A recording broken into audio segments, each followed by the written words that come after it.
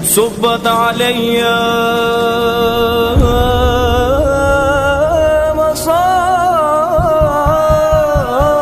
مصائب صبت علي مصائب لو أنها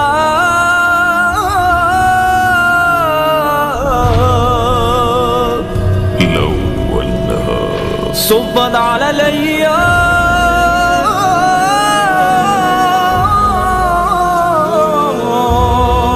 سرنا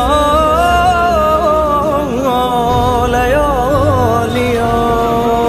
صبت على الأيام سرنا لياليا. اعوذ باللہ من الشیطان اللعین الرجیم. بسم اللہ الرحمن الرحیم. الحمد للہ رب العالمین. الصلاة والسلام علی سید الانبیاء والمرسلین وعلی آلہ الطیبین الطاہرین. اما بعد رب اشرح لی صدری ویسر لی امری واحلل عقدۃ من لسانی یفقہوا قولی. اللہم صل علی محمد وآل محمد وعجل فرجہم. حضرت حجت امام زمانہ علیہ السلام کا ارشاد ہے کہ ذات فاطمہ زہرا میرے لیے اسوہ حسنہ یعنی رول ماڈل کی حیثیت رکھتی ہے. سوال یہ پیدا ہوتا ہے کہ ایک ذات کے جو خود کائنات کے لیے رول ماڈل اور امام کی حیثیت رکھتی ہے، وہ اگر کسی دوسری ذات کے لیے یہ کہے کہ وہ میرے لیے رول ماڈل اور اسوہ ہے، تو وہ ذات کتنی اہمیت کی حامل ہوگی. لہٰذا اگر وہ ذات وقت کے امام کے لیے اسوہ اور نمونہ عمل اور آئیڈیل ہو سکتی ہے، تو پھر ہم جیسے لوگوں کے لیے بھی آپ کی ذات اسوہ اور نمونہ عمل ہے. یہ pictorial representation of life of lady Fatima آپ سلام اللہ علیہ کی زندگی کے کچھ پہلوؤں پہ روشنی ڈالنے کے لیے ایک قدم ہے کہ جس کی مدد سے ہماری یہ کوشش ہوگی کہ ہم آپ سلام اللہ علیہ کی زندگی کو اپنے لیے مشعل راہ کیسے بنائیں. اس مختصر سے زندگی نامے میں ہم چند خاص موضوعات پہ ڈسکشن کریں گے. سب سے پہلے ہم یہ دیکھیں گے کہ آپ سلام اللہ علیہ کیسے اور کس طریقے سے ہمارے لیے نمونہ عمل ہیں. ایک خاتون یا ایک انسان کی زندگی کے جو بھی براڈ ایسپیکٹس ہیں وہ کیا کیا ہیں، اور اس میں حضرت زہرا صلوات اللہ علیہ کس طریقے سے کمال کی منزل پہ ہیں. اس کے ساتھ ساتھ کائنات میں دوسری آئیڈیالوجیز خاتون کے بارے میں کیا کہتی ہیں، دوسری فکریں ایک آئیڈیل اور ایک نمونہ عمل خاتون کو کس طرح پیش کرتی ہیں، اور ان تمام آئیڈیالوجیز، ان تمام فکر اور ان تمام مذاہب سے کس طریقے سے حضرت زہرا صلوات اللہ علیہ بلند ہیں. تو آئیے اس سفر کا آغاز کرتے ہیں. آپ سلام اللہ علیہ وہ ذات ہیں کہ جن کے لیے رسول خدا صلی اللہ علیہ وآلہ وسلم نے کبھی اپنا ٹکڑا بتایا تو کبھی اپنے باپ کی ماں کہا. جو غور کرنے والی بات ہے وہ یہ ہے کہ یہ لفظ، یہ جملہ کہنے والی ذات کوئی معمولی ذات نہیں ہے. یہ وہ ذات ہے کہ جس کے لیے خود خدا قرآن میں کہہ رہا ہے کہ میرا نبی کچھ کہتا ہی نہیں ہے جب تک اللہ کی جانب سے وحی نہ ہو جائے، حکم نہ ہو جائے. لہٰذا اگر رسول نے حضرت زہرا صلوات اللہ علیہ کو اپنا ٹکڑا کہا ہے تو یہ اللہ کے حکم سے کہا ہے. اتنے فضائل، اتنے کمالات، اتنی صفات، جانے کتنے کمالات آپ کو حاصل ہیں، مگر کیا آپ سلام اللہ علیہ کو یہ کمالات یوں ہی حاصل ہو گئے؟ اللہ نے آپ کو خلق کیا اور عطا کر دیا؟ نہیں، بلکہ ہم اگر مطالعہ کریں تو ہمیں معلوم ہوگا کہ الگ الگ عالموں میں آپ سلام اللہ علیہ کا امتحان ہوا اور اس کے بعد آپ کو ان فضائل و کمالات سے نوازا گیا. اگر ہم دیکھیں تو عالم نور میں آپ کا امتحان ہوا اور اس کے بعد انتخاب ہوا. پھر عالم دنیا میں دوران مکہ مصیبتوں کی زندگی، مشقتوں کی زندگی، آپ نے نہ جانے کتنی مصیبتوں پہ صبر کیا، خدا کا شکر کیا. وہ آپ کی تعلیمی زندگی بھی تھی، اور اس مختصر سی مکے کی زندگی میں آپ نے اپنی ذات کو وہ عروج عطا کیا کہ آپ نے پھر مدینے سے لے کے اپنی شہادت تک ایک تاریخی حماسہ پیش کر دیا. خود عالم آخرت میں آپ کا وہ مرتبہ ہے جو کسی کو نہیں عطا ہوا. اللہ نے آپ کو مقام شفاعت عطا کیا. آپ وہ ذات ہیں کہ جن کی زندگی کے اوپر ہم خصوصاً 4 بڑے پہلوؤں پہ نظر کرنے کی کوشش کریں گے. یہ وہ پہلو ہے کہ عام طور پہ ایک انسان اگر کسی کی لائف کو اینالائز کرنا چاہتا ہے، کسی کی زندگی کی انالیسس کرنا چاہتا ہے، تو وہ خصوصاً ان 4 پہلوؤں کی طرف دیکھتا ہے. سب سے پہلا پہلو ہے اس کا سوشل پہلو، کہ وہ لوگوں سے رابطے میں کیسا ہے. پھر دنیا سے اس کا رابطہ کیسا ہے، دنیا کے متعلق اس کی سوچ، اس کا عمل کیسا ہے. اس کے بعد اس کا ذاتی زندگی سے اس کی سوچ اور اس کا عمل کیسا ہے. اور آخری اس کی اسپریچول زندگی، اس کی عبادی زندگی کی خدا سے اس کا رابطہ کیسا ہے. ہم اس مختصر سے زندگی نامے میں بھی آپ سلام اللہ علیہ کے حوالے سے انہی 4 پہلوؤں کے اوپر مزید روشنی ڈالنے کی کوشش کریں گے کہ جس کے متعلق چند باتیں، چند چیزیں ایک سمری کے طور پہ آپ کے سامنے پیش ہوئی ہیں۔ ہم آپ سلام اللہ علیہ کی زندگی کو دیکھیں تو آپ سلام اللہ علیہ زندگی کے ہر پہلو میں کمال یافتہ ہیں۔ ہر زندگی کے پہلو میں، ہر فیلڈ آف لائف میں، ہر ایسپیکٹ آف لائف میں ایک انسان کا مقام ہوتا ہے جہاں پہنچنے کے بعد انسان کمال یافتہ کہلاتا ہے۔ جب ہم حضرت زہرا صلوات اللہ علیہ کی زندگی کو دیکھیں تو ہم دیکھتے ہیں کہ آپ کی عبادی زندگی میں آپ کو راکعہ کہا گیا، ساجدہ کہا گیا، زہرا کہا گیا۔ اگر آپ کی سماجی زندگی دیکھیں تو آپ کو عورتوں کی سردار کہا گیا، آپ کو صدیقہ کہا گیا۔ آپ کی جسمی زندگی دیکھیں تو انسیہ حورہ کہا گیا۔ اقتصادی زندگی میں آپ کو زاہدہ، صابرہ، علمی زندگی میں علیمہ، حکیمہ، ملکوتی زندگی میں لیلۃ القدر۔ یعنی اگر ہم دیکھتے ہیں تو زندگی کے یہ چاروں کے چاروں ایسپیکٹ آپ سلام اللہ علیہ کے ہر شعبے میں، ہر میدان میں آپ کو کمال یافتہ پاتے ہیں۔ خصوصاً یہ سب اسما، یہ سب القاب تو وہ القاب ہیں کہ جو ہمارے سامنے پیش ہوئے ہیں۔ روایات میں اس سے بھی کہیں زیادہ القاب آپ سلام اللہ علیہ کے موجود ہیں، اور یہ لقب، یہ القاب ہمارے ناموں جیسے نہیں ہیں کہ ہم اپنے گھر میں اگر کسی کا نام صادق رکھ دیں تو بس اس کا نام صادق رکھ دیا، لیکن کوئی ریزن نہیں تھا، بس اچھا نام تھا اس لیے رکھ دیا۔ اہل بیت کے گھرانے میں کسی کو لقب فضیلت کو دیکھتے ہوئے دیا جاتا ہے۔ تو اگر کسی کو راکعہ کہا جاتا ہے تو یقیناً وہ رکوع کرنے والوں میں رکوع کرنے والوں کی سردار ہیں۔ صدیقہ کہا جاتا ہے تو سچ بولنے والوں میں سب سے آگے ہیں۔ علیمہ کہا جاتا ہے تو علم رکھنے والوں میں سب سے آگے ہیں۔ خصوصاً آپ سلام اللہ علیہ کے 2 نام سب سے زیادہ مشہور ہیں، ایک زہرا اور ایک فاطمہ۔ اس کا کیا معنی ہے؟ زہرا کا معنی ہے خدا کے نور سے خلق ہوئی، زمین اور آسمان والوں کے لیے مانند نور، اور مولا علی علیہ السلام کی زندگی میں بطور زوجہ نور کی مانند رہی۔ فاطمہ کا مطلب اپنے چاہنے والوں کو جہنم سے دور کرنے والی، برائیوں سے دور اور علم و دانش سے مملو۔ یہ سارے القاب اور یہ ساری فیلڈز اور یہ سارے اسپیکٹس آف لائف جو ابھی ہم نے ایک سمری کے طور پہ آپ کے سامنے پیش کیے ہیں، انشاءاللہ آنے والی سلائیڈز میں اس کے اوپر اچھے سے تبصرہ اور ڈسکشن کریں گے۔ لیکن اس سے پہلے ہمیں یہ جاننا ضروری ہے کہ ایک خاتون کا کردار اس دنیا میں ہے کیا۔ تو ہم دیکھتے ہیں کہ اللہ نے آدم اور حوا دونوں کو زمین پہ بھیجا۔ آدم کیا ہے؟ مردوں کے مصداق ہیں، اور حوا عورتوں کی مصداق ہیں۔ سب سے پہلے سوال یہ اٹھتا ہے کہ اللہ چاہتا تو یا تو آدم کو بھیج دیتا یا پھر جناب حوا کو بھیجتا، لیکن اللہ نے آدم اور حوا دونوں کو بھیجا۔ اس کا مطلب ہے اگر اللہ عادل ہے تو اللہ کی عدالت کی بنا پہ آدم اور حوا دونوں کی کچھ حقوق اور رسپانسبلٹیز ہیں جو اس دنیا میں انہیں ادا کرنے ہیں۔ تو ہمیں یہ معلوم ہوگا کہ آدم اور حوا اس دنیا میں اپنے حقوق اور رسپانسبلٹیز کو ادا کرنے آئے ہیں تاکہ اس زمینی جنت کا حصول کر سکیں، زمینی جنت کو حاصل کر سکیں۔ مرد کیا ہے؟ مرد جسم اور روح کے لحاظ سے مظہر تدبیر و ارادہ ہے۔ خاتون جسم اور روح کے لحاظ سے نازک ہے، حسن و جمال کا مظہر ہے۔ نازک سے مراد کمزور نہیں ہے، جیسے ایک پھول کمزور نہیں ہوتا بلکہ پھول نازک ہوتا ہے، ڈیلیکیٹ ہوتا ہے۔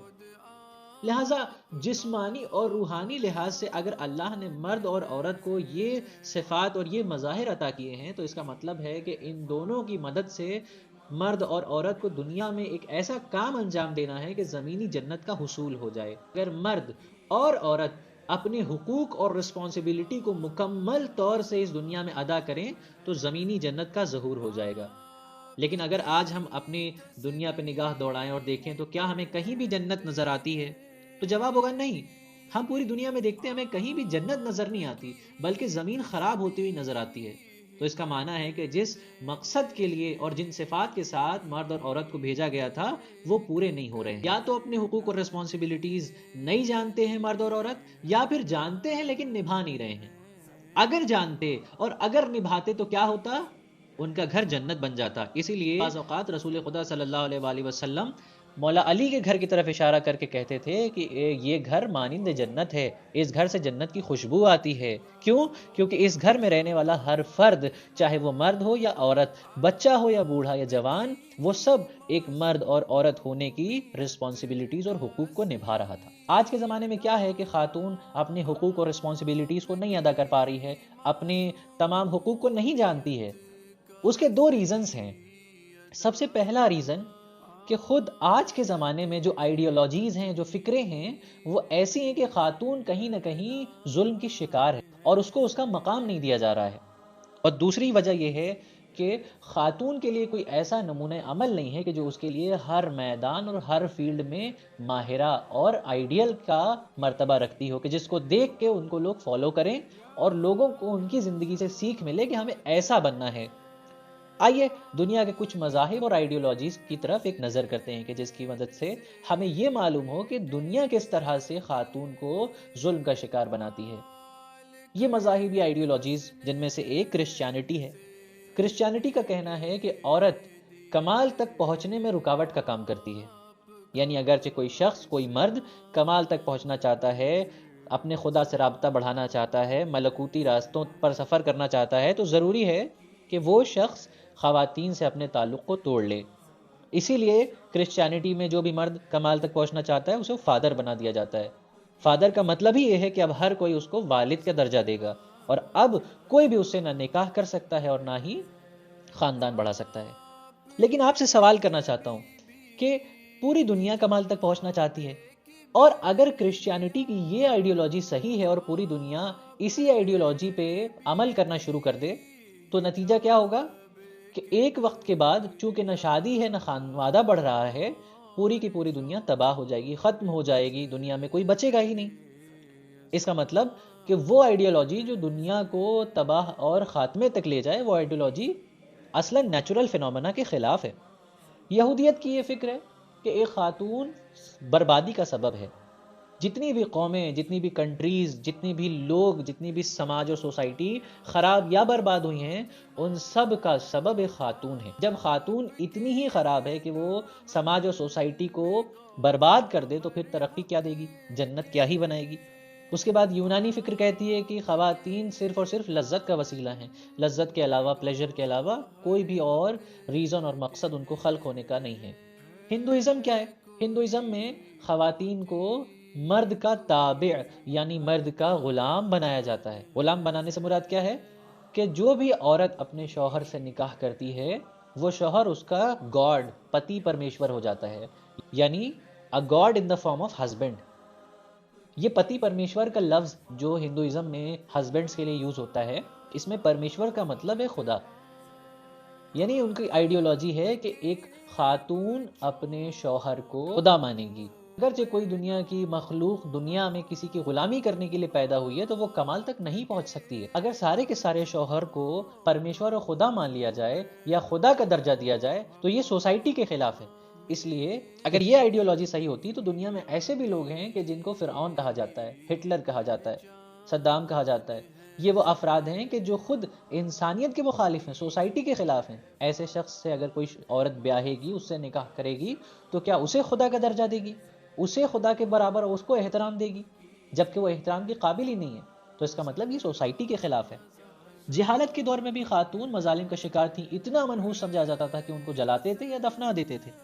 آج کے زمانے میں فیمنزم ایک ایسی چیز ہے کہ جتنے بھی لوگ پڑھے لکھے ہیں، جتنے بھی لوگ رائٹس کی بات کرتے ہیں، وہ فیمنزم کی اور ویمن رائٹس کی آواز اٹھا رہے ہیں۔ بہت اچھی بات ہے، لیکن ایک نقص وہاں بھی پایا جاتا ہے۔ وہ کہتے ہیں خواتین تاریخ میں مظلومہ رہی ہیں، ظلم کے شکار رہی ہیں، اور ہم ان کو ان کا حق دلائیں گے جو نہیں مل سکا۔ یقیناً بہت اچھی بات ہے، لیکن آپ ان سے سوال کریں کہ خاتون کا حق کیا ہے جو آپ اس کو دلانا چاہتے ہیں، تو وہ کہیں گے کہ جو کام ایک مرد کر سکتا ہے وہی کام عورت کرے۔ مثال کے طور پہ اگر مرد پینٹ شرٹ پہن کے باہر جائے گا تو خاتون بھی اسی طریقے سے جا سکتی ہے۔ ان سے سوال کریں کہ ایسا کیوں ہے کہ یہی حق ہے خاتون کا کہ جو کام مرد کرے وہ عورت کرے، تو وہ کہتے ہیں چونکہ مرد اور عورت کی خلقت ایک جیسی ہے، دونوں کے دو ہاتھ، دونوں کے دو پیر، دونوں کی دو آنکھیں، فزیکل اپیئرنس تقریباً ایک جیسی ہے، تھوڑا بہت بس جسمی فرق ہے، لہٰذا ان کا کام اور رسپانسبلٹیز وہی ہیں جو ایک مرد کی ہیں۔ تو سوال یہ پیدا ہوتا ہے کہ اگر ایک خاتون کی رسپانسبلٹیز اور حقوق وہی ہیں جو ایک مرد کے ہیں، تو اللہ نے اسے خاتون کیوں پیدا کیا؟ مرد ہی پیدا کرنا چاہیے تھا۔ یہ دونوں کا الگ الگ پیدا ہونا بتا رہا ہے کہ دونوں کی رسپانسبلٹیز اور حقوق الگ ہیں، رائٹس الگ ہیں۔ ساتھ ہی ساتھ ایک مثال کے طور پہ آپ کو سمجھاؤں، کیلکولیٹر اور موبائل فون۔ کیلکولیٹر اور موبائل فون میں کیا فرق ہے؟ اگر ہم دیکھیں دونوں میں باڈی ہے، پلاسٹک باڈی، دونوں میں بٹن، دونوں میں اسکرین، دونوں میں بیٹری۔ لیکن اگر ہم آپ سے کہیں کہ آپ اپنے کیلکولیٹر سے کسی اپنے فرینڈ کو کال کریں، از اٹ پاسبل؟ نہیں ہے، بیکاز سب کچھ سیم ہونے کے باوجود بھی ہم کیلکولیٹر سے کال نہیں کر سکتے۔ کیوں؟ کیونکہ سافٹ ویئر میں فرق ہے۔ تو اس کا مطلب ہے کہ ہر چیز ساری کی ساری فزیکل اپیرنس سیم ہونے کے باوجود اگر سافٹ ویئر اور مزاج میں فرق ہو جائے تو رسپانسبلٹیز بدل جاتی ہیں. اس سے یہ سمجھ میں آتا ہے کہ چونکہ مرد اور خاتون دونوں الگ الگ خلق ہوئے ہیں لہٰذا ان کی رسپانسبلٹیز اور رائٹس دونوں الگ ہیں.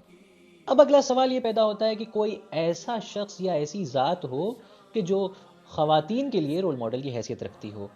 اب ضرورت کیوں ہے اس چیز کی؟ اس کی ضرورت اس لیے ہے کہ اس کے ذریعے سے دنیا کی تمام خواتین کو معلوم ہو سکے کہ ان کو اپنی زندگی میں کیا کرنا ہے اور کیسے کرنا ہے. مثال کے طور پہ اگر ایک خاتون ایک بہترین ڈاکٹر بننا چاہتی ہے تو اس کے لیے رول ماڈل اور آئیڈیل کیا ہونا چاہیے؟ اگر ایک خاتون بہترین زوجہ بننا چاہتی ہے تو اس کے لیے رول ماڈل کیا ہونا چاہیے؟ اگر ایک خاتون بہترین اسپیکر بننا چاہتی ہے تو اس کے لیے رول ماڈل اور آئیڈیل کیا ہونا چاہیے؟ ایک خاتون اپنے گھر میں خدمت گزاری سیکھنا چاہتی ہے تو اس کے لیے رول ماڈل اور آئیڈیل کیا ہونا چاہیے؟ اگر ایک خاتون اسکالر بننا چاہتی ہے تو اس کے لیے رول ماڈل اور آئیڈیل کیا ہونا چاہیے؟ لیکن ہم عام طور پہ یہ سارے کے سارے ایسپیکٹس آف لائف کو ڈفرینٹ پیپل میں ڈھونڈتے ہیں. اس سے نقصان کیا ہوتا ہے کہ بعض اوقات اگر کوئی شخص کسی فیلڈ میں ماہر ہے ہم صرف اور صرف اس فیلڈ میں اس کو فالو نہیں کرتے بلکہ اس کی زندگی کی ساری فیلڈ میں اس کو فالو کرنے لگ جاتے ہیں. فار این ایگزامپل اگر کوئی بہت بڑا بزنس مین ہے تو بزنس کے ایسپیکٹ میں ٹھیک ہے دنیاوی لحاظ سے دنیا کے ایسپیکٹ میں اس کی life as a role model ہو سکتی ہے. لیکن ہم جب اس کو فالو کرتے ہیں تو اس کی ذاتی زندگی کو بھی فالو کرنے کی کوشش کرتے ہیں, اس کی عبادی زندگی کو بھی فالو کرنے کی کوشش کرتے ہیں جو ہمارے لیے نقصان پہنچاتی ہے. اس لیے کیونکہ وہ بزنس کے معاملے میں تو کمال یافتہ ہے لیکن دوسری ایسپیکٹس آف لائف میں کمال یافتہ نہیں ہے. لیکن ہماری غلطی کیا ہوتی ہے کہ ہم اس کو ہر لحاظ سے فالو کرنے لگ جاتے ہیں اور اس بنا پہ ہمارا بھی نقصان ہو جاتا ہے. خواتین کے لیے بھی دنیا میں بہت سارے رول ماڈلز ہیں. اسلام نے بھی بہت سارے رول ماڈلز کو پیش کیا ہے. سب سے پہلی آئیڈیل اور رول ماڈل ہیں جناب خدیجہ صلوات اللہ علیہا, اس کے بعد جناب آسیہ, جناب مریم سلام اللہ علیہا, یہ بھی خواتین کی سردار ہے. لیکن جناب آسیہ سلام اللہ علیہا فرعون کی زوجہ تھیں, حق کا ساتھ دیا, اپنے شوہر کی مخالفت کی, باطل کے خلاف کھڑی رہیں, شجاعت کے میدان میں آپ بہترین رول ماڈل ہیں. لیکن دوسرے ایسپیکٹس آف لائف میں ہمیں آپ کا کوئی کردار اتنا زیادہ کمال یافتہ نہیں ملتا. جناب مریم سلام اللہ علیہا بہترین ماں, اتنی اچھی ماں کہ کائنات کو عیسیٰ جیسا نبی پیش کیا. عبادت کے لحاظ سے اللہ کی بہترین عبادت گزاروں میں سے ایک کہ آپ سلام اللہ علیہا تمام خواتین کے لیے عبادت کے میدان میں بھی اسپرچول میدان میں بھی خواتین کی رول ماڈل بن سکتی ہیں. But when I talk about wife as a role model ہم ان کو فالو نہیں کر سکتے کیونکہ آپ سلام اللہ علیہا کا نکاح نہیں ہوا تھا, لہٰذا آپ شوہردار بیوی نہیں تھی تو آپ شوہرداری کے میدان میں کسی کی رول ماڈل نہیں ہو سکتی. جناب خدیجہ صلوات اللہ علیہا بزنس ٹائکون اپنے زمانے کی, آپ سلام اللہ علیہا اس میدان میں سوشولوجسٹ سوشل میدان میں یا دنیاوی میدان میں آپ سلام اللہ علیہا بہترین رول ماڈل ہیں. لیکن اس کے علاوہ دوسرے ایسپیکٹس آف لائف میں ہمیں آپ کا کردار اتنے کمال پہ نہیں ملا, یا ہمارے پاس وہ روایات, وہ چیزیں اور آپ کے کریکٹرسٹکس میں وہ ساری چیزیں نہیں ملتی. لیکن ایک خاتون ایسی کائنات میں ہے کہ جو دنیا کی ہر ایسپیکٹ آف لائف میں, جو ہم نے پچھلی سلائیڈز میں آپ سلام اللہ علیہا کے اتنے سارے اسماء اور نام پڑھے, وہ خاتون تنہا ذات حضرت زہرا صلوات اللہ علیہا ہے جو عبادی میدان میں بھی ماہرہ ہیں, کمال یافتہ ہیں, جو سوشل میدان میں بھی کمال یافتہ ہیں, جو دنیاوی میدان میں بھی کمال یافتہ ہیں اور جو ذاتی زندگی میں بھی کمال یافتہ ہیں. اور حتیٰ کہ آپ ہر عیب سے دور ہیں. آپ دنیا کی تنہا ایسی خاتون ہیں کہ جو زندگی میں کبھی بھی نجاست یا عیب یا ایسی چیزوں سے نہیں گزری. مثلا آپ کو طاہرہ کیا کہا گیا, یعنی آپ ہر رجس سے دور ہیں کہ جو قرآن میں خود آیت گواہی دیتی ہے. آپ کو بطول کہا گیا, ہر جسمانی نجاست سے دور ہیں. معصومہ کہا گیا, ہر گناہ سے دور ہیں. زکیہ کہا گیا, تمام اخلاقی برائیوں سے دور ہیں. یعنی مکمل طریقے سے آپ سلام اللہ علیہا کی ذات ایک خاتون کے لیے ایک رول ماڈل کی حیثیت رکھتی ہے. دنیا کے جس بھی ایسپیکٹ میں اگر آپ ایک اسکالر بننا چاہتے ہیں اس ایسپیکٹ میں بھی آپ سلام اللہ علیہا کا کردار ہے. محض 18 سال کی زندگی میں آپ نے بہت ہی عظیم کارنامے پیش کیے دنیا والوں کے سامنے کہ آپ سلام اللہ علیہا پوری کائنات میں سیدہ نساء عالمین بنی. لہٰذا ہمارے لیے ضروری ہے کہ ہم آپ سلام اللہ علیہا کی زندگی پہ تحقیق کریں. آپ سلام اللہ علیہا کی ولادت کوئی عام ولادت بھی نہیں تھی. حتیٰ کہ امام حسن اور امام حسین علیہ السلام اور تمام ائمہ اطہار علیہ السلام کے لیے ہم جب زیارت پڑھتے ہیں, خصوصاً زیارت وارثہ میں پڑھتے ہیں اشہد انک کنت نورا فی الاصلاب الشامخہ والارحام المطہرہ, کہ مولا ہم گواہی دیتے ہیں کہ آپ کا نور پاک صلبوں میں, انبیاء کی پاک صلبوں میں رہا اور پاک مادروں کی پاک رحموں میں رہا, اور پھر انبیاء سے منتقل ہوتا ہوا امام علی علیہ الصلوۃ والسلام تک پہنچا. لیکن حضرت زہرا صلوات اللہ علیہا کا نور نہ کسی نبی کے صلب میں تھا، نہ کسی ماں کے رحم میں تھا، بلکہ آپ سلام اللہ علیہا کا نور اللہ کے پاس جنت میں موجود تھا.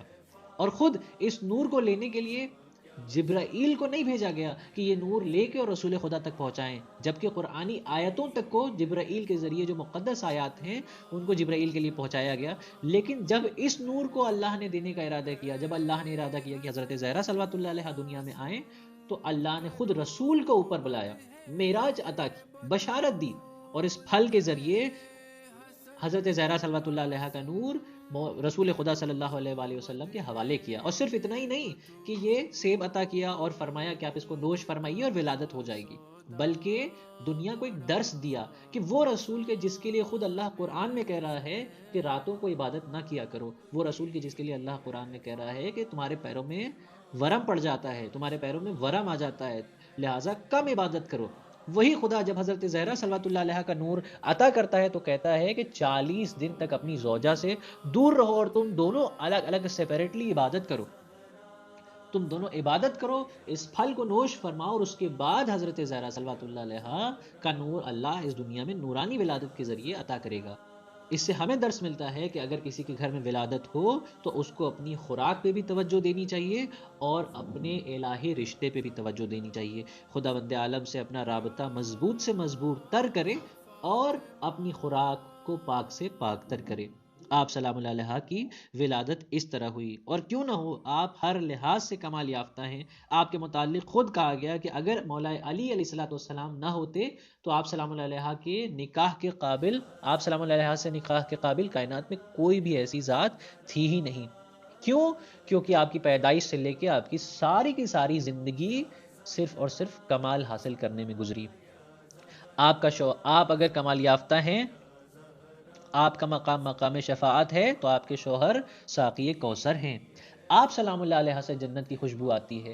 آپ کے متعلق خود رسول خدا فرماتے ہیں کہ جب میرا دل جنت کو محسوس کرنے کا کرتا ہے، جنت کی خوشبو حاصل کرنے کا کرتا ہے، تو میں زہرا کے گھر کی طرف جاتا ہوں.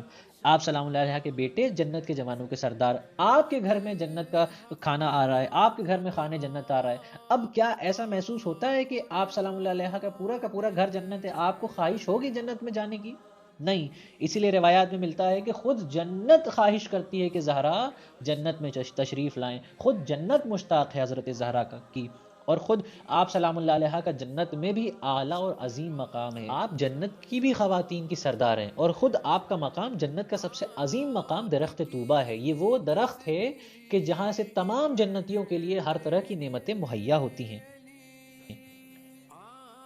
اب ہم یہ سوچتے ہوں گے کہ آپ سلام اللہ علیہ پروفٹ محمد کی بیٹی تھی، رسول خدا کی بیٹی تھی، رحمت للعالمین کی بیٹی تھی، تو کتنی زیادہ رائل زندگی رہی ہوگی، کتنی زیادہ لگزوریس زندگی رہی ہوگی، کتنی زیادہ آرام دہ زندگی رہی ہوگی. لیکن اگر ہم نگاہ کریں تاریخ کے اوپر تو آپ سلام اللہ علیہ کی زندگی سختیوں اور مصیبتوں سے بھری تھی. لیکن آپ سلام اللہ علیہ نے ایسے حالات میں بھی صبر اور شکر کا مظاہرہ کیا. کم عمر میں ہی جناب خدیجہ صلوات اللہ علیہ دنیا سے رخصت ہو گئی اور آپ ماں کے سائے سے محروم ہو گئی. خود جب رسول خدا صلی اللہ علیہ وآلہ وسلم نے اعلان نبوت کیا تو مکے والوں نے جینا دوبر کیا تھا، جان کے دشمن بنے تھے. خود کفار مکہ آپ کے جان کے دشمن ہو گئے اور مکے کے عام رہائشی علاقے سے آپ کو بے دخل کر دیا. آپ کے اوپر مکے میں آنا بین ہو گیا. اور پھر کچھ سالوں تک آپ سلام اللہ علیہ نے اپنے والد کے ساتھ شیب ابی طالب میں زندگی گزاری. شیب ابی طالب کون سی جگہ ہے؟ یہ وہ مقام ہے کہ جہاں پہ نہ کوئی آبادی ہے نہ کوئی بستی ہے، بلکہ مکے سے دور ایک ایسا مقام ہے کہ جہاں سے نہ انسان کچھ کما سکتا ہے نہ خرید و فروخت کر سکتا ہے. ہفتے بھر کی زندگی نہیں، مہینوں کی زندگی نہیں، بلکہ آپ سلام اللہ علیہ نے سالوں کی زندگی وہاں گزاری. تاریخ میں ملتا ہے کہ پیٹ پہ پتھر باندھتے تھے. جب بھوک لگتی تھی اور کھانے کو نہیں ہوتا تھا تو پیٹ پہ پتھر باندھتے تھے تاکہ ایسا محسوس ہو کہ شکم سیر ہو چکے ہیں. ایسی زندگی گزارنے کے بعد بھی کتنا سن ہے؟ مشکل سے 5 سال 6 سال. ایک چھوٹی بچی اگر اتنے سن کی ہو، چاہے جتنے بھی حالات خراب ہوں، لیکن اپنے والد سے شکایت کرتی ہے. لیکن ہم حضرت زہرا صلی اللہ علیہ کو اپنے والد کی مددگار پاتے ہیں، اگر وہ تبلیغ کے لیے جاتے ہیں اور لوگ ان کو پتھر مارتے ہیں اور زخم لگ جاتا ہے، تو یہی بیٹی ہے کہ جو اپنے بابا کے سر سے خون صاف کرتی ہے، یہی بیٹی ہے جو اپنے بابا کے جسم پہ مرہم لگاتی ہے اور فرماتی ہے کہ بابا خود کو تنہا نہ محسوس کیجئے، آپ کی بیٹی آپ کے ساتھ ہے۔ اس سے ہمیں یہ درس ملتا ہے کہ اگر ایک خاتون اور ایک لڑکا بھی صحیح اگر اپنے گھر کی حالات کو دیکھ رہا ہے تو وہ اپنے والدین کا ساتھ دے، بلکہ ان سے شکایت نہ کرے۔ حضرت زہرا صلوات اللہ علیہا ان حالات میں بھی تعلیم سے اپنا تعلق نہیں چھوڑتی ہیں، بلکہ ہم دیکھتے ہیں کہ اسی مکی زندگی میں آپ سلام اللہ علیہ نے علم قرآن اور علم تفسیر قرآن اور نہ جانے کتنے علوم رسول خدا صلی اللہ علیہ وسلم سے سیکھے۔ صرف مولا علی علیہ السلام نہیں بلکہ خود رسول خدا کی شاگردہ حضرت زہرا صلوات اللہ علیہ بھی ہیں۔ اس سے ہمیں یہ سمجھ میں آتا ہے کہ ہمیں بچپن سے ہی بچوں کو دین کی تعلیم اور دین کی ترغیب دینی شروع کر دینا چاہیے۔ اس وقت کی جو ان کی پرائمری ایج ہے، یہ بالکل سٹارٹنگ ایج ہے، اگر اسی ایج سے ہم ان کو الف لام میم ذالک الکتاب سکھانا شروع کر دیں، ہم ان کو الحمدللہ سکھانا شروع کر دیں، تو پھر آگے چل کے ہمارے لیے مشکلات اور دشواریاں نہیں پیدا ہوں گی۔ لیکن آج کے زمانے میں ہم دیکھتے ہیں کہ بچوں کو ABC سکھائی جاتی ہے، 1 2 3 تو سکھایا جاتا ہے، لیکن الف لام میم نہیں سکھایا جاتا۔ کیوں؟ کیونکہ وہ چیزیں ان کے لیے سیکھنا آسان ہے اور یہ چیزیں مشکل ہیں؟ نہیں، بلکہ بچوں کو حضرت زہرا صلوات اللہ علیہ کو رسول خدا نے بچپنے میں یہ تعلیم دے کے بتایا کہ آپ سلام اللہ علیہ کی طرح دنیا کی دوسری بھی بچیاں اس سارے علوم کو حاصل کر سکتی ہیں۔ اور یاد رکھیں آپ سلام اللہ علیہ کی عمر ابھی 10 سال بھی نہیں پہنچی تھی کہ آپ سلام اللہ علیہ نے مکمل تعلیم حاصل کر لی۔ پھر اس کے بعد کیا ہوا؟ مکی کی زندگی کے بعد آپ کی مدنی زندگی میں بھی بہت مشکلات اور مشقتیں اٹھائیں۔ جب آپ کے والد کو کے جان پہ خطرہ ہوا اور قریش نے یہ منصوبہ بنایا کہ آپ کے والد کو معاذ اللہ شہید کر دیا جائے، قتل کر دیا جائے، تو اللہ کی جانب سے حکم ہوا اور آپ نے ہجرت فرمائی۔ جو واقعات پیش آئے وہ آپ کے پیش نظر آپ سنتے آتے ہیں کہ کس طریقے سے رسول خدا نے غار میں قیام کیا اور پھر کچھ وقت کے بعد وہاں سے نکلے، سختیوں کے ساتھ سفر کرتے ہوئے مدینے پہنچے، اور اسی کے ساتھ ساتھ مولا کائنات بھی ان کے بستر پہ سوئے۔ کس طریقے سے اپنی جان کی پرواہ نہ کرتے ہوئے مولا علی علیہ السلام نے بھی شب ہجرت رسول خدا کے مقصد کی حفاظت کی، اور اس کے بعد آپ بھی مدینے کے لیے ہجرت فرماتے ہیں، اور پھر راستے میں آپ کی ملاقات رسول خدا صلی اللہ علیہ وسلم سے ہوتی ہے اور اس طریقے سے آپ مدینے پہنچتے ہیں۔ تو ہم نے دیکھا کہ کس طرح سے شہزادی کونین حضرت زہرا صلوات اللہ علیہ نے اپنے بچپنے میں ہی اتنی زیادہ جد و جہد اور مشقتیں اور مشکلات جھیلتے ہوئے کمال حاصل کیا۔ اب ایسی خاتون کے جو کائنات کے رسول کی بیٹی ہو، اس کے نکاح کی بات ہو تو پھر کس طرح سے شادی ہوئی ہوگی، کس طریقے سے ان کا نکاح ہوا ہوگا۔ آج کے زمانے میں اگر ذرا سی بھی کسی بڑے عہدے پہ کوئی شخص پہنچ جاتا ہے اور اس کے گھر میں کسی کی شادی ہوتی ہے تو اتنا اسراف ہوتا ہے، جتنی بھی شوبازی کرنی ہوتی ہے، جتنا بھی دکھاوا کرنا ہوتا ہے، وہ سب کا سب شادی میں ہوتا ہے۔ لیکن ہم دیکھتے ہیں کہ کائنات کے رسول کی بیٹی اور شادی بالکل سادہ طریقے سے۔ سب سے پہلے آپ سلام اللہ علیہ کے لیے ایک ایسا کفو، ایک ایسا لڑکا ہونا چاہیے، ایک ایسا شخص ہونا چاہیے کہ جو آپ کی برابری رکھتا ہو۔ کیا اصحاب اور مہاجر و انصار میں یہ صفات ہیں؟ تو ہم دیکھتے ہیں کہ حضرت زہرا سلام اللہ علیہ ہر میدان میں کمال یافتہ ہیں، لیکن اصحاب و انصار میں اخلاقی برائیاں پائی جاتی ہیں۔ اصحاب و انصار عبادت کے میدان میں اتنے آگے نہیں ہیں، علمی میدان میں بھی نہیں آگے ہیں، شجاعت کا فقدان ہے، لہٰذا کون ایسا شخص ہو جو آپ سلام اللہ علیہ سے نکاح کرے؟ تو ہم دیکھتے ہیں کہ فقط اور فقط کائنات میں مولا علی علیہ السلام تنہا ہے۔ روایات میں ملتا ہے کہ اگر مولا علی علیہ السلام نہیں ہوتے تو کائنات میں کوئی ایسا شخص نہیں تھا کہ جو آپ کا کفو ہو، آپ سے کفیت رکھتا ہو۔ کیوں؟ مولا علی علیہ السلام میں کیا صلاحیتیں پائی جاتی ہیں؟ اگر حضرت زہرا صلوات اللہ علیہ علیمہ اور حکیمہ ہیں تو مولا علی شہر علم کا دروازہ ہیں۔ اگر حضرت زہرا صلوات اللہ علیہ بہترین عابدہ ہیں، راکعہ ہیں، ساجدہ ہیں، تو مولا علی علیہ السلام بھی ایسے عبادت گزار ہیں کہ پیر سے تیر نکل جاتا ہے لیکن پتہ نہیں چلتا۔ اگر حضرت زہرا صلوات اللہ علیہ 9 سال تک رسول خدا سے تعلیم حاصل کرتی رہیں تو مولا علی علیہ السلام بھی تعلیم یافتہ رسول ہیں۔ اگر حضرت زہرا صلوات اللہ علیہ اخلاق کے عظیم مرتبے پہ ہیں، زکیہ ہیں، تو مولا علی علیہ السلام بھی اصحاب و انصار میں اپنے اخلاق اور حسن اخلاق کے لیے مشہور ہیں۔ تو ہر لحاظ سے ہم دیکھتے ہیں کہ مولا علی علیہ السلام اور حضرت زہرا صلوات اللہ علیہ ایک دوسرے کے ہم پلہ ہیں۔ یہ اصل میں صرف تاریخ نہیں ہے بلکہ ہمارے لیے ایک لیسن ہے جب ہم رشتہ کرنے جائیں تو ہم مال اور دولت نہیں دیکھیں. کیوں؟ کیونکہ ابھی ہم نے پڑھا کہ مرد اور عورت جسمانی اور روحانی لحاظ سے کچھ صفات رکھتے ہیں, کچھ مظاہر رکھتے ہیں. ہمیں ان دونوں کو ملانا ہے, کیونکہ اگر مرد اور عورت اچھے صفات کے مالک ہوں تو یہ دونوں اپنی تمام حقوق اور ریسپانسبلٹیز کو ایک ساتھ ادا کریں گے اور گھر کو جنت بھی بنائیں گے. لیکن آج کے زمانے میں دولت اور حسن ملایا جاتا ہے, اور ہوتا کیا ہے, اگر دولت بہت زیادہ ہے لیکن مرد بد اخلاق ہے اور گھر خراب ہو جاتا ہے. آج کل اتنے زیادہ طلاق اور ڈائیورس اس لیے ہوتا ہے, کیوں؟ کیونکہ مرد اور عورت میں جو صفات ملائی جانی چاہیے وہ صفات نہیں ملتے ہیں, بلکہ میٹیریلسٹک چیزیں ملائی جاتی ہیں, اور اسی بنا پہ اتنا زیادہ فساد گھروں میں ہو رہا ہے.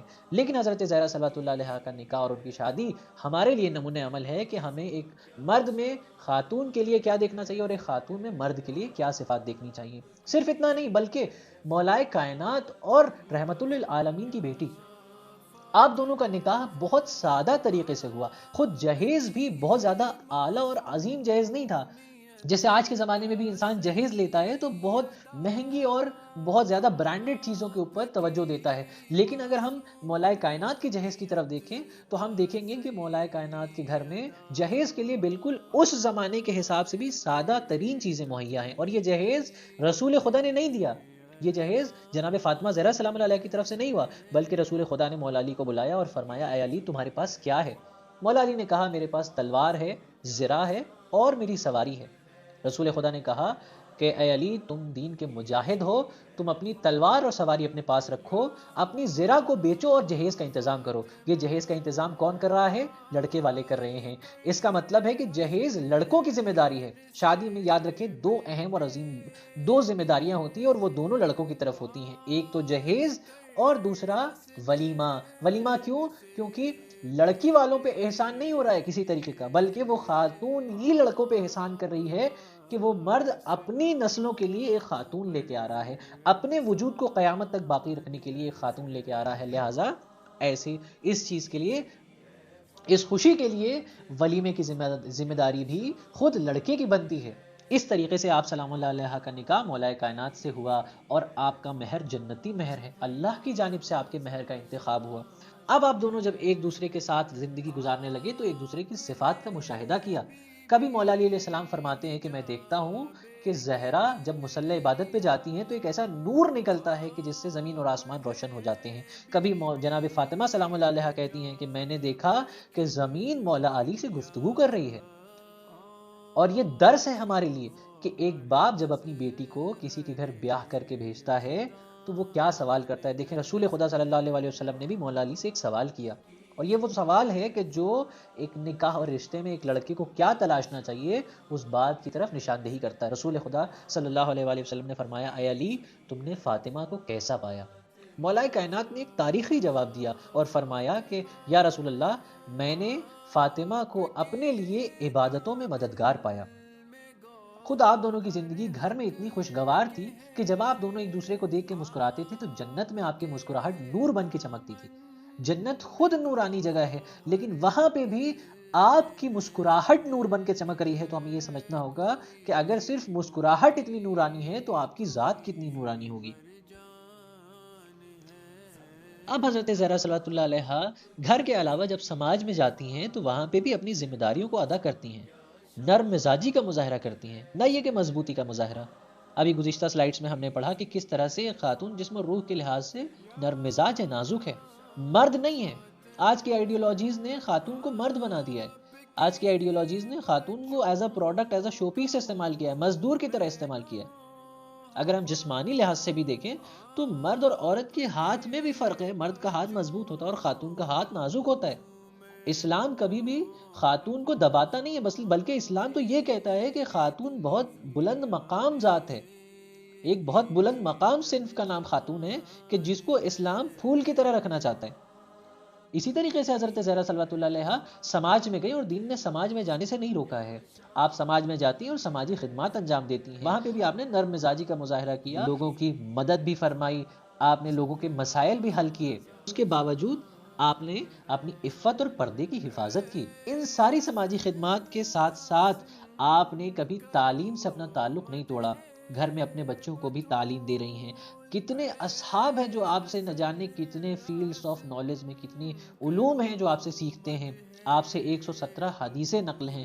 خود اصحاب کو آپ نے علم حدیث سکھائی ہے. اور خطبہ فدق کا تو ایک اپنا الگ ہی مقام ہے کہ جس میں علم توحید، علم کلام، علم حدیث، علم قرآن اور نہ جانے کتنے علوم کا سمندر تنہا خطبہ فدق آپ کا موجود ہے. اور اس کے ساتھ ساتھ آپ کے نام سے منسوب ایک کتاب مصحف فاطمی کہ جس میں علم کا سمندر موجود ہے. تب گزشتہ انبیاء کے واقعات اور ان کی قصے اور ان کی باتیں، آنے والے زمانے کی پیشن گوئیاں قرآن کے حوالے سے اور نہ جانے کتنے ڈھیر سارے علوم تنہا اس کتاب میں موجود ہیں. یہ کتاب قرآن نہیں ہے، کوئی اس کتاب کو قرآن نہ سمجھے، بلکہ یہ مصحف ہے. مصحف کا معنی ہی کتاب کا ہوتا ہے. یہ حضرت زہرا صلوات اللہ علیہ کی کتاب ہے اور یہ کتاب ہر زمانے میں امام کے پاس موجود ہوتی ہے. لہٰذا آج کے زمانے میں امام زمانہ حضرت حجت علیہ الصلوۃ والسلام کے پاس یہ کتاب موجود ہے. اور نہ جانے کتنی چیزیں آپ سلام اللہ علیہ نے عوام تک پہنچائی. آج بھی ہمارے پاس نہ جانے کتنی چیزیں حضرت زہرا صلوات اللہ علیہ کی بتائی اور سکھائی گئی موجود ہیں، لیکن ہم متوجہ نہیں ہیں. مثال کے طور پہ تسبیح حضرت زہرا، یہ تسبیح کیا ہے؟ یہ تسبیح آئی کہاں سے؟ یہ واقعہ ملتا ہے کہ حضرت زہرا صلوات اللہ علیہ گھر میں چکیاں پیستی تھیں، روٹیاں بناتی تھیں، تو ان کے ہاتھ میں ورم آ جاتا تھا، ان کے ہاتھ چھل جاتے تھے. لیکن سوال سب سے پہلے یہ اٹھتا ہے کہ حضرت زہرا صلی اللہ علیہ کے گھر میں تھا کون؟ جناب زینب ام کلثوم، امام حسن و حسین علیہ السلام. جب یہی چار ہستیاں تھیں تو کتنی محنت ہوتی تھی کہ آپ کے ہاتھوں میں ورم ہو جائے. تو تاریخ یہ بتاتی ہے کہ تنہا آپ اپنے گھر کا کھانا نہیں بناتی تھی، بلکہ روزانہ سینکڑوں اصحاب کے جو غریب و فقیر ہیں، جن کے پاس کرنے کو کوئی کام نہیں ہے، پہننے کو لباس نہیں ہے، کھانے کو کھانا نہیں ہے، کسی طریقے سے کوئی ذریعہ نہیں ہے، وہ سب آپ کے ہاتھوں کی بنی ہوئی روٹی کھاتے تھے. یہ جو کندھوں پہ روز رات میں حضرت علی علیہ السلام بوری میں روٹیاں بھر کے جاتے تھے اور سب کے دروازے پہ تقسیم کرتے تھے، یہ روٹیاں کون بناتا تھا؟ یہ حضرت زہرا صلوات اللہ علیہ بناتی تھی.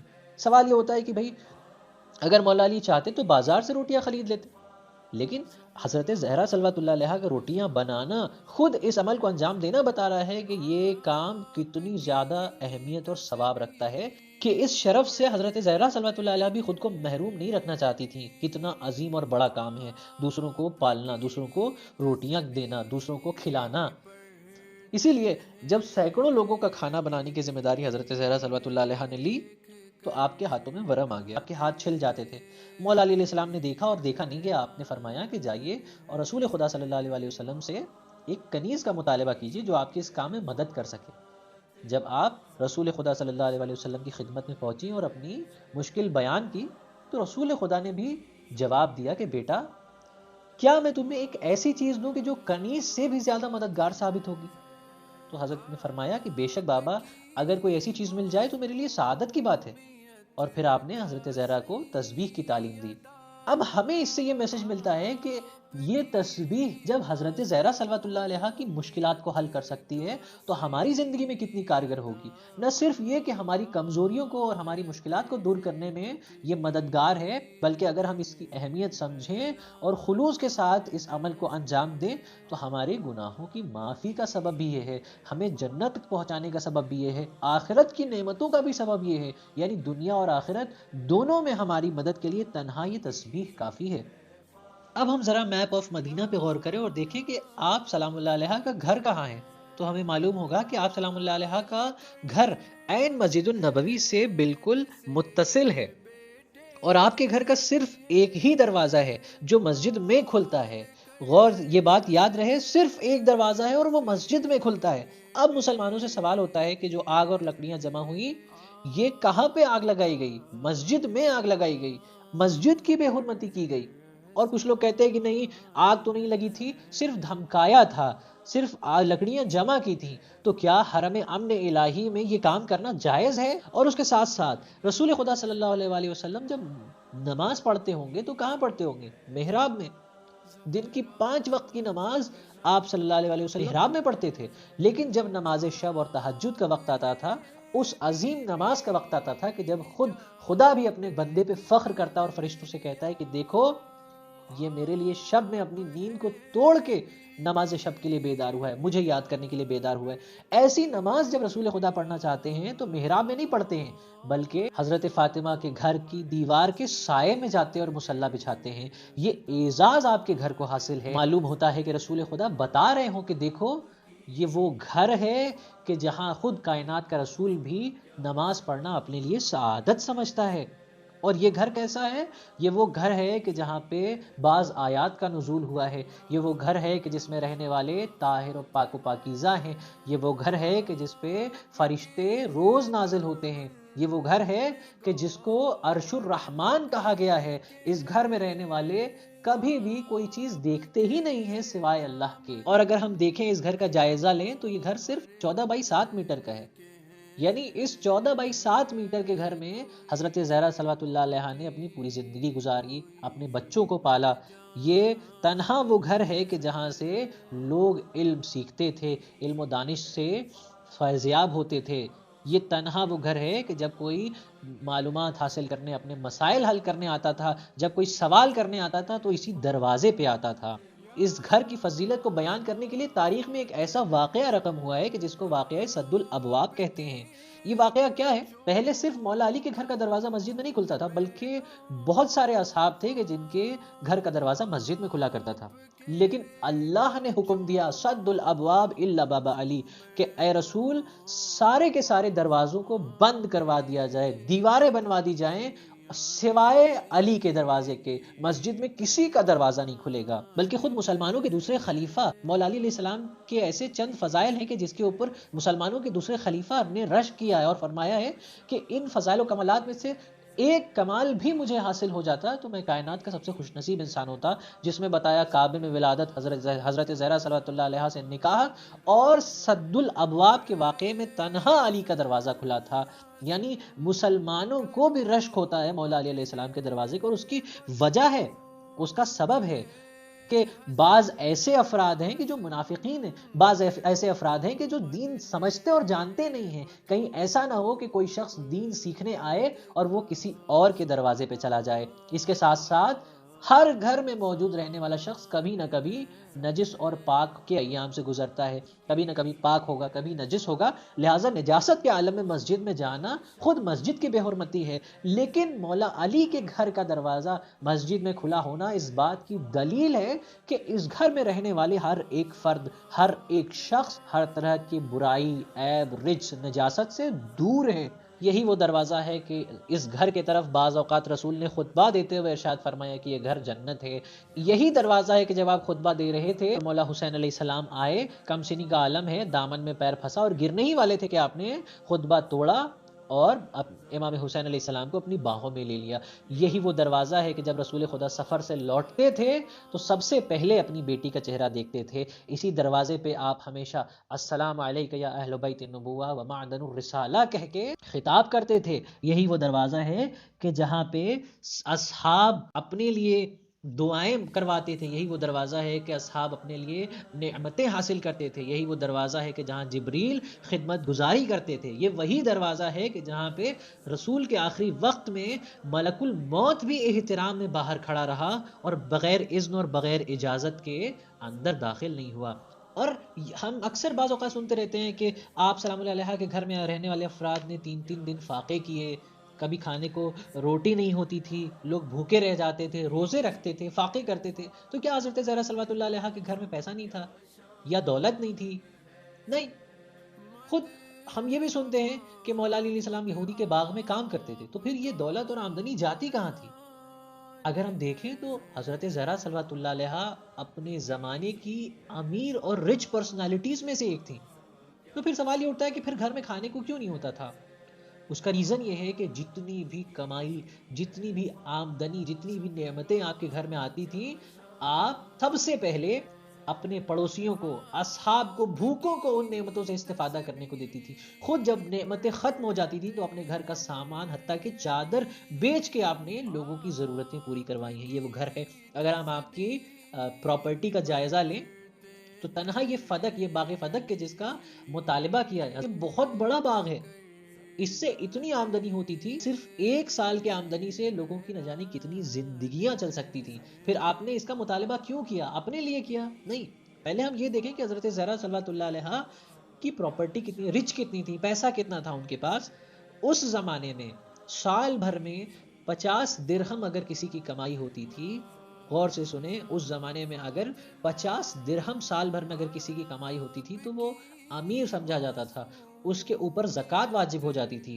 ایسے زمانے میں آپ کی کمائی 1.5 لاکھ دینار تھی، آپ سلام اللہ علیہ نے 1.5 لاکھ دینار کی کمائی کی ہے، تو پھر یہ پیسے اور یہ آمدنی کہاں جاتی تھی؟ خود یہ باغ فدق کے جس کا مطالبہ کیا، یہ اپنے لیے نہیں کیا، بلکہ اس فدق سے آنے والے اناج، فدق سے آنے والی نعمتیں اور مال غریبوں میں تقسیم ہوتے تھے۔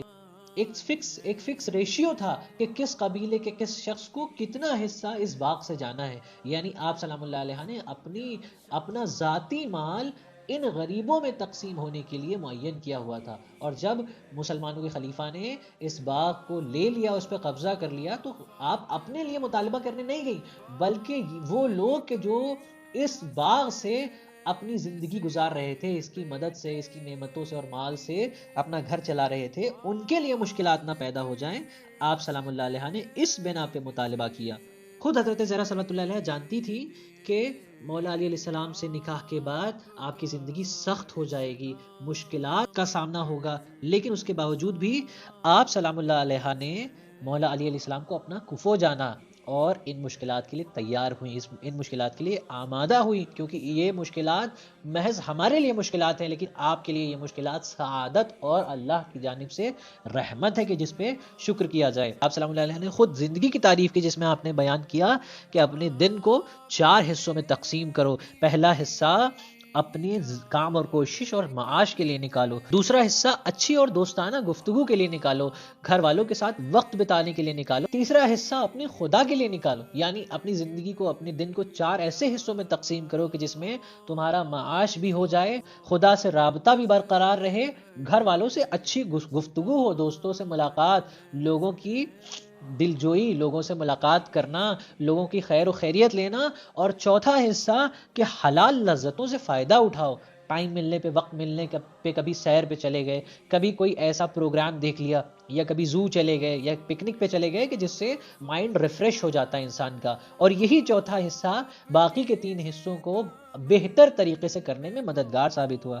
لہٰذا یہ بھی حضرت زہرا صلوات اللہ علیہ کی زندگی سے ہمیں درس ملتا ہے۔ اب مسجد النبوی کے جس کا ذکر ہم نے کیا، اس مسجد النبوی میں اصحاب صفہ رہتے تھے۔ خود جب دوسری ہجری تھی اور جنگ بدر اسلام کی پہلی جنگ ہوئی تو 313 مسلمان تھے، لیکن جیسے جیسے سال بڑھتا گیا مسلمانوں کی تعداد بڑھتی گئی، ایسے بھی لوگ مسلمان ہوئے کہ جو غلامی سے آزاد ہونا چاہتے تھے۔ رسول خدا صلی اللہ علیہ وسلم نے نہ جانے کتنے ظالم مالکوں سے ان کے غلاموں کو آزاد کرایا، کتنے لوگوں کو کہ جو ظلم و تشدد کا شکار تھے اور جن کو نیچا سمجھا جاتا تھا، ان کو ان کی اصل عزت سے نوازا، ان کو ان کا اصل مقام بتایا۔ لیکن ایسے لوگ کہ جو اس زمانے میں نیچے سمجھے جاتے تھے، ایسے لوگوں کو نہ کوئی کام دیتا تھا، نہ ایسے لوگوں کو رہائش، نہ ایسے لوگوں کے پاس رہنے کو کوئی جگہ تھی۔ لہٰذا خود مسجد میں ایک چبوترا تھا کہ جہاں اصحاب صفہ رہتے تھے۔ اصحاب صفہ وہ اصحاب ہیں پیغمبر کے جو کافی غریب تو فقیر تھے، جن کے پاس نہ کھانے کو کھانا تھا، نہ کوئی کمائی کا ذریعہ تھا، حتیٰ کہ لباس نہیں تھا۔ ان تمام کے تمام افراد کا خرچ، ان تمام کے تمام افراد کی ضرورتیں حضرت زہرا صلوات اللہ علیہ کے مال سے ادا ہوتی تھیں۔ اب ہم دیکھ پا رہے ہیں، محسوس کریں کہ کس طرح سے حضرت زہرا صلوات اللہ علیہ نے اپنی زندگی بتائی، کس طرح سے آپ سلام اللہ علیہ کی کتنی بزی لائف تھی، نہ جانے کتنی چیزوں میں آپ مصروف ہیں۔ اس کے باوجود بھی ہم دیکھتے ہیں کہ اگر شوہر جہاد پہ جا رہے ہیں تو آپ بھی گھر میں جہاد کر رہی ہیں، گھر میں بچوں کی تربیت کرنا۔ سلام اللہ علیہ نے نکاح 2 ہجری میں ہوا، اور 2 ہجری سے لے کے سن 11 ہجری تک جب تک آپ نے زندگی بتائی، آپ نے اپنی اتنی مصروفیات کے باوجود بھی عبادت بھی طولانی، بچوں کی تربیت بھی بہترین طریقے سے انجام دے رہی ہیں، اس کے ساتھ ساتھ خواتین کو بھی تعلیم سے آراستہ کر رہی ہیں۔ شوہر جہاد اور جنگ پہ جا رہے ہیں تو آپ بھی گھر میں ایسے امور انجام دے رہی ہیں کہ جو جہاد سے کم نہیں ہیں۔ آپ نے صرف گھر میں نہیں بلکہ گھر کے باہر جا کے دین کا دفاع بھی کیا۔ کبھی مباہلے کے میدان میں جاتی ہیں اور مباہلے میں دین کی اور رسالت کی حقانیت کو ثابت کرنے کے لیے قدم آگے بڑھاتی ہیں، اور آپ کی زندگی میں اہم واقعہ غدیر بھی ہے کہ جو آپ کی زندگی سے مشابہت رکھتا ہے، کہ یہ واقعہ اس ذمہ داری کی ابتدا ہے کہ رسول کی زندگی کا آخری موقع ہے، اور اس کے بعد یہ ساری ذمہ داریاں، یہ دین کی ذمہ داریاں، گھر کی تمام مصروفیات اور ذمہ داریوں کے ساتھ جو آپ پہلے سے انجام دے رہی ہیں، ایک اور ذمہ داری خود بطور حجت آپ کے اوپر آنے والی ہے کہ جو رسول خدا صلی اللہ علیہ وسلم کے دنیا سے گزر جانے کے بعد آخری ایام میں آپ نے غدیر کا اعلان کیا، اس کے بعد آپ کی ذمہ داریاں مزید بڑھ گئیں۔ آج کے دور میں اگر ایک خاتون آفس کا کام کرنے لگ جاتی ہے تو پھر وہ گھر کا کام چھوڑ دیتی ہے، بچوں کی تعلیم پہ زیادہ فوکس نہیں رہ جاتا ہے، بزی لائف میں خاتون آفس جا رہی ہے تو بچوں کو نانی کے حوالے کر دیا یا کسی دایا کے حوالے کر دیا۔ لیکن خود حضرت زہرا صلوات اللہ علیہ کی زندگی ہمارے لیے رول ماڈل اور نمونہ عمل ہے کہ کس طرح سے آپ نے سماجی خدمات بھی انجام دی، آپ نے عبادت کے لیے بھی خوب وقت نکالا، آپ نے شوہرداری کے لیے اور بچوں کی تعلیم کے لیے بھی خود وقت نکالا، اور موقع پڑنے پہ آپ حقانیت رسول کو ثابت کرنے کے لیے میدان مباہلہ میں بھی گئیں، اور نہ جانے کتنے امور انجام دیے، چکیاں بھی چلا رہی ہیں، روٹیاں بھی بنا رہی ہیں، گھر کی بھی صفائی ہو رہی ہے، سارا کا سارا کام انجام دے رہی ہیں اور ہر ایک سعادت کو حاصل کر رہی ہیں۔ لہٰذا ہم یہ کہہ سکتے ہیں کہ آپ سلام اللہ علیہ کی زندگی سے ایک کمپلیٹ وومن ہمیں ریفلیکٹ ہوتی ہوئی نظر آتی ہے، ایک پرفیکٹ وومن ہمیں نظر آتی ہے کہ جس کو کہتے ہیں صنف نسواں میں انسان کامل، یعنی خاتون کے ویمن کی لائن میں، عورتوں کی صف میں سب سے زیادہ کامل اور کمال یافتہ خاتون آپ سلام اللہ علیہ کی ذات ہے۔ اب ایک ایسی پرفیکٹ خاتون کہ جس سے کائنات کا ہر فرد متاثر ہے، کبھی دروازے پہ اپنی مشکلات لے کے آتا ہے، کبھی آپ سے اپنی بھوک مٹانے کے لیے سوال کرتا ہے، کبھی اپنے علمی سوال کرتا ہے، کبھی مسائل اور مشکلات حل کروانے کے لیے آپ کے دروازے تک آتا ہے، اور ایسے اصحاب کے جو آپ کے فضائل اور کمالات سے متاثر تھے، آپ کے فضائل و کمالات بیان کرتے تھے، آپ کا احترام کرتے تھے، تو وہیں ایسے بھی لوگ تھے، ایسے منافقین بھی تھے کہ جو آپ کے فضائل و کمالات سے حسد کرتے تھے، آپ کے فضائل کو دیکھ کے وہ برداشت نہیں کر پاتے تھے۔ لہٰذا بعد رسول صلی اللہ علیہ وآلہ وسلم جس خاتون کو اور جس کی عظمت اتنی تھی کہ لوگوں کو ان کی ہر بات مقدم رکھنی چاہیے تھی، جن کی ہر بات کو سب سے پہلے کرنا چاہیے تھا، اس خاتون کو رنج و مصیبت اور ظلم و ستم کا شکار بنا دیا گیا، اس خاتون کے حق کو چھینا گیا، حتیٰ کہ ان کے گھر والوں پہ اتنے مصائب اور آلام کہ ان سے زبردستی بیعتیں لی گئی، شوہر کے گلے میں رسی ڈالی گئی، خود جاگیر اور پراپرٹی کو چھین لیا گیا، اور جھوٹی حدیثوں اور روایات کے ذریعے اپنی بات کو ثابت کرنے کی کوشش اور جرأت کی۔ سب سے پہلے بعد رسول صلی اللہ علیہ وآلہ وسلم آپ کے گھر پہ پہلا حملہ ہوا، اصحاب کا ہجوم جمع ہوا، اور پھر وہاں پہ آپ سلام اللہ علیہ کے دروازے کے قریب ملعون جا کے فرماتا ہے کہ علی کو باہر نکالو، اور دھمکی دیتا ہے کہ اگر آپ نے دروازہ نہیں کھولا تو آپ کے دروازے کو توڑ دیا جائے گا، جلا دیا جائے گا۔ تو آپ فرماتی ہیں کہ کیا اس دروازے کو جلاؤ گے کہ جس میں اہل بیت رہتے ہیں؟ کیا اس دروازے کو جلاؤ گے، اس گھر کو جلاؤ گے کہ جس گھر پہ آیتیں نازل ہوتی ہیں؟ تو ملعون نے کہا کہ ہوا کریں۔ اس طریقے سے آپ کے گھر پہ حملہ کیا گیا اور آپ کو زخمی کر دیا گیا، آپ کے شکم میں حضرت محسن شہید ہو گئے، اور آپ جب زمین پہ گری تو آپ نے آواز دی یا مہدی ادرکنی، اے میرے بیٹے مہدی میری مدد کو آؤ۔ آپ نے فدق کا مطالبہ کیا، کبھی فدق کے لیے آپ جاتی ہیں مولا علی کو گواہ لے کے آتی ہیں، ملعون کہتا ہے کہ یہ آپ کے شوہر ہیں لہٰذا ان کی گواہی قبول نہیں ہوگی۔ کبھی آپ کے اپنے دونوں بچوں حسن و حسین کو لے کے آتی ہے تو کہتے ہیں کہ یہ بچے ہیں، وہ افراد کے جو رسول کی گواہی دینے کے لیے مباہلے کے میدان میں گئے، اس کو یہ مسلمان اس قابل نہیں سمجھ رہے ہیں، یہ اہمیت نہیں دے رہے ہیں کہ اس کی گواہی قبول کر سکیں۔ اور حضرت زہرا نے بھی ان ایام میں بھی اپنے تمام حقوق اور ذمہ داریوں کو نبھایا، حتیٰ کہ آپ کی شہادت ہو گئی۔ آپ سلام اللہ علیہ نے جو خطبہ فدق دیا، اس خطبہ فدق میں بھی اتنے علوم پنہا ہیں، اتنے علوم موجود ہیں کہ اگر آپ اس خطبہ فدق کا مطالعہ کریں اور اس کی انالیسس کریں تو آپ کو علم حدیث، علم قرآن، علم توحید، نہ جانے کتنی چیزیں اور فصاحت اور بلاغت اور بہت ساری چیزیں اس خطبے میں موجود ہیں۔ آپ سے گزارش ہے کہ آپ ضرور اس خطبہ فدق کو سنیں، آپ ضرور اس خطبہ فدق کا مطالعہ کریں، اس کی انالیسس کریں، حفظ کریں اس خطبے کو، یاد کریں اس خطبے کو، کہ اس خطبے کے ذریعے سے ہمیں بعض چیزیں ہمارے سامنے آشکار ہو جائیں گی۔ حق بیانی کیسے کرنا چاہیے، خاتون کو کس طرح سے حق کا مطالبہ کرنا چاہیے، کس طریقے سے خطاب کرنا چاہیے، دلیلیں کیسے دینی چاہیے، کبھی قرآن کی دلیل تو کبھی حدیث کی دلیل، کبھی توحید، کبھی تاریخ، اور نہ جانے کتنے پہلوؤں کو اس تنہا خطبے میں آپ نے سمویا ہے۔ زندگی کے ان آخری ایام میں امام مہدی حضرت حجت علیہ الصلوۃ والسلام کو بہت یاد کیا، آپ کے ظہور کی دعائیں کی اور فرمایا کہ اے میرے فرزند، اے مہدی کہاں ہو، آؤ اور میرے اوپر ہونے والے اس ظلم کا بدلہ لو۔ خود آپ سلام اللہ علیہ کے پاس حدیث لوح ہے، وہ حدیث لوح اللہ نے تحفے میں آپ کو دی تھی، جس میں امام مہدی علیہ الصلوۃ والسلام کا ذکر ہے۔ پھر مصحف فاطمہ جو کتاب ہے، اس میں امام مہدی علیہ الصلوۃ والسلام کے حوالے سے بشارتیں موجود ہیں۔ اس وقت تنہا امام مہدی علیہ السلام ہی ہیں کہ جو زائر قبر فاطمہ زہرا صلوات اللہ علیہا ہے۔ وہ خاتون آج جنت البقیع میں اس طریقے سے مدفون ہے کہ نہ اس کی قبر پہ سایہ ہے، رات کی اوس اور دن کی دھوپ، کڑکتی دھوپ عرب کی آپ کی اس مقدس قبر کے اوپر پڑ رہی ہے، اور آپ کی قبر کے زائر آپ کی قبر کی زیارت کرنے سے، جنت البقیع کی زیارت کرنے سے خود مسلمانوں کو روکا، خود مسلمانوں نے آپ کی قبر کی زیارت کرنے سے لوگوں کو روک دیا۔ ایک طرف کہ جہاں شان و شوقت کے ساتھ روضہ رسول چمک رہا ہے، اور اس کے ٹھیک بغل میں ایک قبرستان ہے کہ جو اجڑی اور ٹوٹی ہوئی قبر ہے، کہ جہاں پہ ایک ماں ہے جو اپنے فرزند کے ظہور کی دعائیں کر رہی ہے۔ آج کے زمانے میں ہم آپ سلام اللہ علیہ کی خدمت کس طریقے سے انجام دے سکتے ہیں، ہماری کیا رسپانسبلٹی ہے، ہماری کیا ضرورت ہے، آپ سلام اللہ علیہ کو کس طریقے سے ہم یاد کر سکتے ہیں۔ کبھی ہم آپ کو صلوات کے ذریعے یاد کر سکتے ہیں، کبھی درود زہرا کے ذریعے یاد کر سکتے ہیں، کبھی تسبیح کے ذریعے یاد کر سکتے ہیں، کبھی زیارت کے ذریعے یاد کر سکتے ہیں، اور خصوصاً آپ کو دنیا میں قرآن مجید کی تلاوت بہت پسند ہے، لہٰذا ہم قرآن مجید کی زیادہ سے زیادہ تلاوت کر کے آپ سلام اللہ علیہ کو یاد کر سکتے ہیں۔ آئیے ہم سب مل کے حضرت زہرا صلوات اللہ علیہ کو سلام پیش کریں۔